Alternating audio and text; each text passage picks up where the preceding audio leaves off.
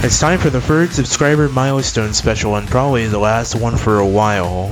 The reason I'm doing this one last is because it was the least voted on the community poll, which is honestly kind of surprising, especially since it was beaten out by every reference and Easter egg. By the way, I really don't have that much references and Easter eggs on this channel, so I don't know why that got voted so much. Obviously, this will be going over the process of making basically everything on this channel, from videos to thumbnails to whatever else, and you'll learn just how scuffed this channel truly is. So let's start with the obvious one first, videos.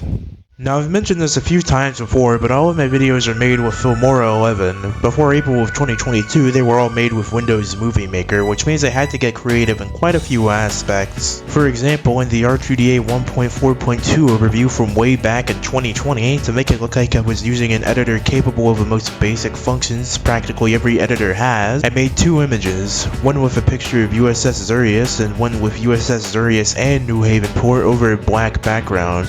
And then I used a crossfade effect to make it look like I wasn't using a prehistoric editor, which I only put up with because Shotcut was too hard and my crap top from 2019 to 2021 couldn't run Filmora. Enough about Windows Movie Maker though, this section is about Filmora 11. There's not a lot of interesting things about my video creation process, but I'll try my best. Firstly, all of the UI elements throughout my videos, such as the red border, the music tab, and everything else of the sort, are just transparent images. I know, big surprise. For the music tab, I use Filmora's keyframes to make it slide up and fade out along with the text. I also use keyframes for a lot of other things like moving backgrounds and for the old intro. Green screen, aka chroma key, is also used throughout the channel, most notably in the Vampire Huntress 3 full release overview and the Obscure Guns video where I used it to get a spinning animation for the guns I wanted to talk about. I also use it in the intro of Humorous Happenings 1 and 3 and many more videos, such as the Hood video with a small gag before the intro. That's all I really got for videos themselves though, there's not a lot of particularly interesting stuff happening with them. The same kinda goes with recording footage as well. My voice recordings are a bit of a different story though.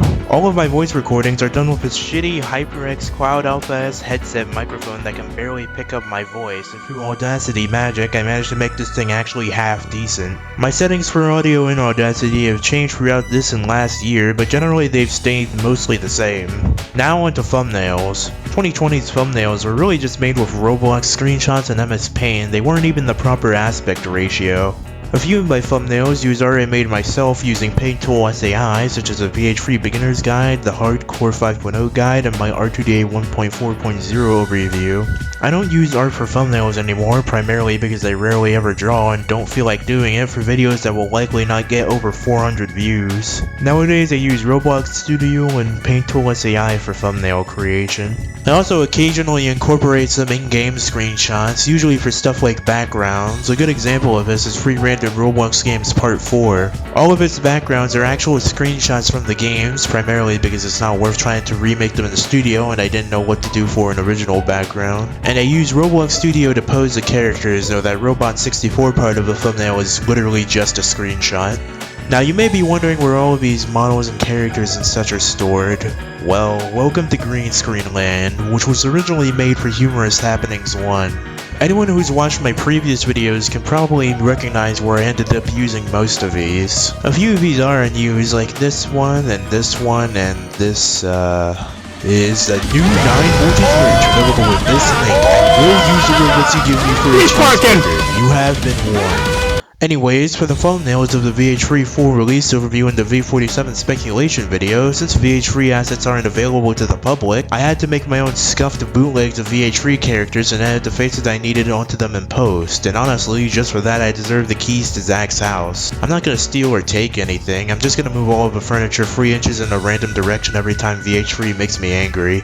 Lastly, the behind the scenes of this video, starting with the logo. It's really just a basic clapperboard I made in SAI with some text edited on. And for the black bars in the intro, I just put a black screen over top of a video and used an inverted mask for the space I wanted to be actual screen.